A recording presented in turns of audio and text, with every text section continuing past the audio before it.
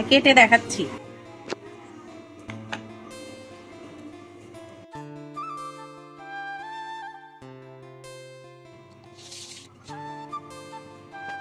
নমস্কার বন্ধুরা, আপনাদের অনেক অনেক স্বাগত জানাই। তো আজকে আমি বানাবো টক ঝাল মিষ্টি আম সত্ত্ব। তো এই যে গাছে থেকে হাওয়ায় পড়া আম, এই আম দিয়ে বানাবো আম সত্ত্ব। তো প্রথম থেকে শেষ পর্যন্ত ভিডিওটা তোমরা দেখো।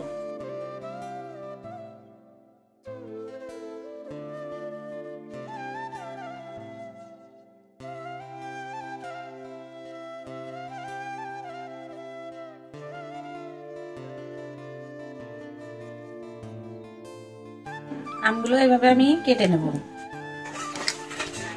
আমগুলো আমার কাটা হয়ে গেছে, এগুলো সব তুলে নেব।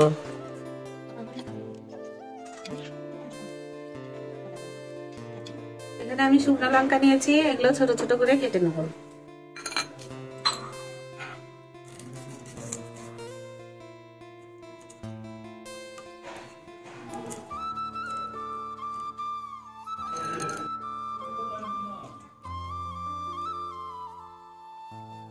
উনান ধরে নিয়েছি, এখন কড়াই বসিয়ে দেবো। কড়াইয়ে জল দিয়ে দেবো। এই আমগুলো দিয়ে দেবো।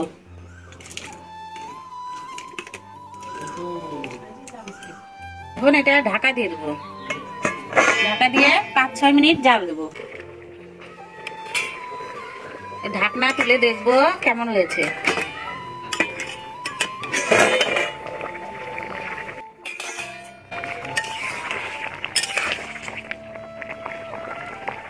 আরো সিদ্ধ হবে, হয়নি ভালো করে সিদ্ধ। আপনারা দেখলেন এখনো সিদ্ধ হয়নি, আরো 3-4 মিনিট জাল দেবো।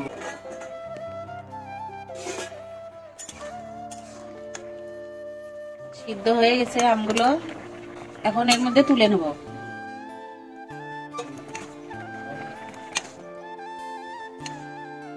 এখন এই আমগুলো আমি গালায় নিব।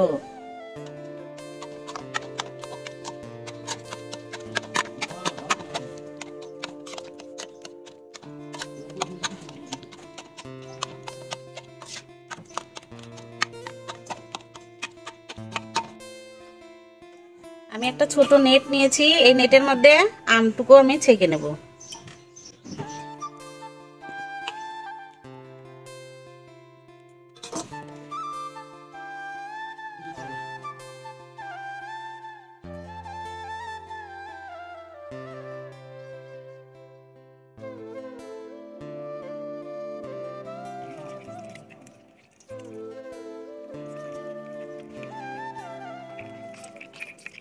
আমি আমগুলো ভালো করে নেট দিয়ে ছেঁকে নিয়েছি।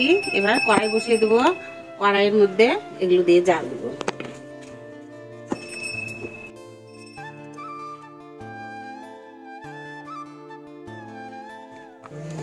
এখানে দিয়ে দেবো চিনি, পরিমাণ মতো চিনি দিয়ে দিলাম। এবার চিনিটা আপনাদের ইচ্ছা মতো দিবেন। আমগুলো যদি মিষ্টি হয় তো চিনি কম দিবেন, আর যদি টক হয় তো একটু মিষ্টি বেশি দিবেন।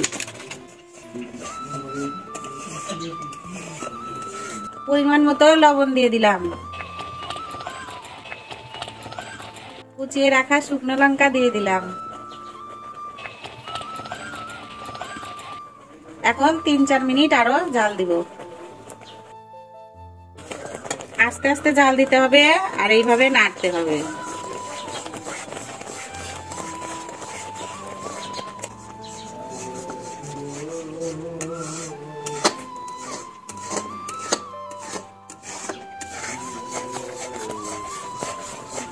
দেখুন বন্ধুরা, এরকম গাঢ় হয়ে গেছে। আর এরকম গাঢ় হয়ে গেলেই আপনারা বুঝতে পারবেন যে হয়ে গেছে। তো আমার এটা হয়ে গেছে, আমি এখন নামিয়ে দেব। এই যে থালাটায় আমি অল্প একটু সাদা তেল মেখে নিয়েছি, এই থালার মধ্যে ঢেলে নেব।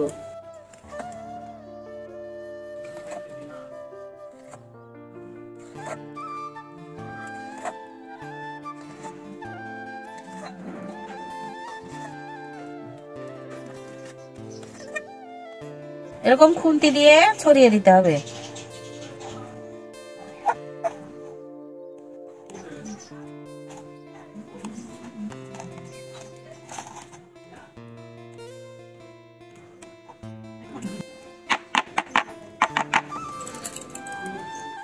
এটা এখন আমি রোদে দিয়ে দেবো।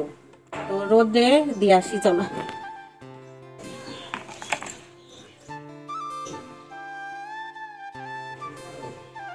তো বন্ধুরা দেখলেন কিভাবে আমসত্ত্ব বানায়।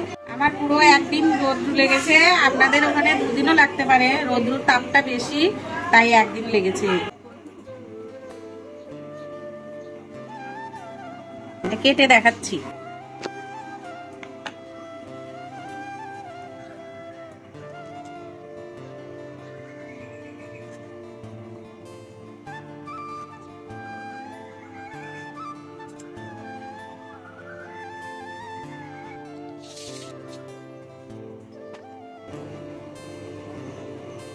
তো বন্ধুরা দেখলেন কিভাবে আমসত্ত্ব বানায়, টক ঝাল মিষ্টি। তো আমার এখানে রোদ্রুর তাপটা বেশি তাই পুরো একদিন রোদ্রু লেগেছে, আপনাদের ওখানে দুদিনও লাগতে পারে। তো ভিডিওটা যদি ভালো লাগে একটা লাইক দিয়ে চ্যানেলটা সাবস্ক্রাইব করবেন আর পাশে থাকা বেল আইকন প্রেস করবেন। নমস্কার।